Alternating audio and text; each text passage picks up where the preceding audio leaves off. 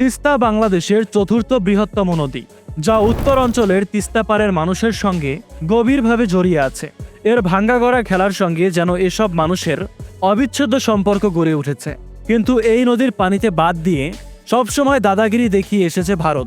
মানে শুকনো মৌসুমে পানি আটকে বাংলাদেশকে মরুভূমি বানিয়ে দেওয়া, আর বর্ষার মৌসুমে বাঁধ খুলে দিয়ে গোটা বাংলাদেশকে বন্যায় ভাসিয়ে দেয়া।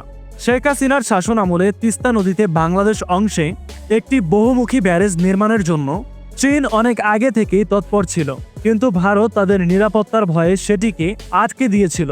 এদিকে গত 5 আগস্ট গণ অভ্যুত্থানে শেখ হাসিনার পতন হওয়ার পরে তিস্তা পাড়ের মানুষজনের দাবির দিকে তাকিয়ে তিস্তা মহাপরিকল্পনা বাস্তবায়নে জোর দিয়েছেন বাংলাদেশের অন্তর্বর্তীকালীন সরকার। এই জন্য চীনের সঙ্গে নতুন করে চুক্তিবদ্ধ হয়েছে বাংলাদেশ। তিস্তা মহাপরিকল্পনা এবার আর আটকাতে পারল না ভারত।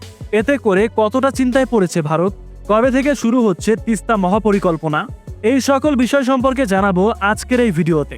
আশা করছি শেষ পর্যন্ত ভিডিওটি দেখবেন। তিস্তা মহাপরিকল্পনা বাস্তবায়নে অন্তর্বর্তী সরকার তিস্তা পাড়ের মানুষজনের মতামতকে সামনে রেখে এই প্রকল্পটিকে বাস্তবায়ন করতে চায়। এই কারণে পানি উন্নয়ন বোর্ডের নেতৃত্বে চীনের চায়না পাওয়ারের বিশেষজ্ঞ ও তিস্তা পাড়ের মানুষজনকে সঙ্গে নিয়ে একটি জরিপ পরিচালনা শুরু করা হবে। জরিপ শেষ হলে চলতি বছরের 25 ডিসেম্বরের মধ্যে প্রতিবেদন জমা হবার পরে চূড়ান্ত করা হবে তিস্তা মহাপরিকল্পনার কাজ। বিষয়টি স্পষ্ট জানিয়েছেন অন্তর্বর্তীকালীন সরকারের পরিবেশ, বন ও জলবায়ু পরিবর্তন এবং পানি সম্পদ মন্ত্রণালয়ের উপদেষ্টা সৈয়দা রিজওয়ানা হাসান। তিস্তার অববাহিকা আনুমানিক 12,159 বর্গ কিলোমিটার বিস্তৃত। এই নদীটি বাংলাদেশ ও ভারতের 3 কোটিরও বেশি মানুষের জীবন ও জীবিকার সঙ্গে সরাসরি জড়িত। তিস্তার উপর নির্ভরশীল 70% মানুষ বাংলাদেশে বসবাস করে। লাখো মানুষের কৃষি, খাদ্য উৎপাদন, মাছ ধরা এবং গৃহস্থালির দৈনন্দিন পানির চাহিদা ও জীবিকা নির্বাহের জন্য তিস্তা নদীর উপর নির্ভর করে। সৈয়দা রিজওয়ানা হাসান বলেন, আন্তর্জাতিক নদীকে যদি কোনো দেশ ভেবে থাকে তাদের ইচ্ছে মতো ব্যবহার করবে, সেই বিষয়টাকে আন্তর্জাতিক আইন এবং বিধিনিষেধ মোটেও সমর্থন করে না। কিন্তু এই ধরনের কার্যকলাপ ভারত অনেক আগে থেকেই করে আসছে। তবে এই বিষয়ে চীন ইতোমধ্যেই এগিয়ে এসেছে। আমরা এই বিষয় নিয়ে চীনের সঙ্গে একটা চুক্তিও করেছি। এখানে দুটি ব্যাপার আছে। এক, তিস্তার ওপারে ভারতের সঙ্গে আমাদের পানি বন্টন। অন্যটা, আমাদের মন্ত্রণালয় থেকে আমরা ভারতকে বারবার বলবো, এই নদীটা প্রাকৃতিকভাবে হঠাৎ করে পানি চলে আসে, কিন্তু আমাদেরকে যদি বাঁধ খুলে দেওয়ার আগে সময় মতো জানানো হয়, তাহলে তো আমরা ক্ষয়ক্ষতিটা অনেকাংশেই কমিয়ে ফেলতে পারি। একদিকে আমাদের চুক্তি, আর একদিকে আমাদেরকে যেন সময় মতো জানানো হয়। গেট খোলার আগেই আমাদেরকে জানিয়ে দিলে মানুষ অনেকটাই প্রস্তুতি নিতে পারে, তারা তাদের গরু ছাগল সরিয়ে নিতে পারে। ভারতের তরফ থেকে আমাদেরকে তো এটা না জানানোর কোনো কারণ নেই। তাহলে তারা কেমন ভালো বন্ধু, কেমন প্রতিবেশী?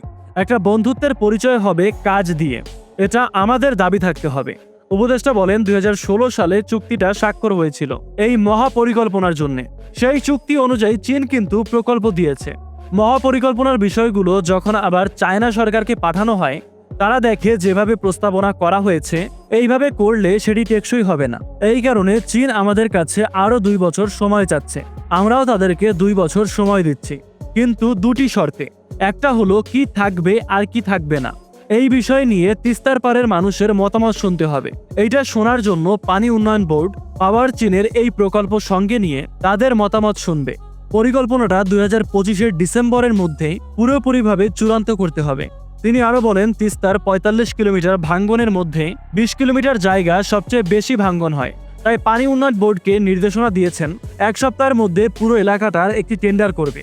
তো এই সকল বিষয়গুলো নিয়ে এগোচ্ছে এই প্রকল্পটা বাস্তবায়ন হতে এখনো দেখা যাচ্ছে অনেক সময় লাগবে।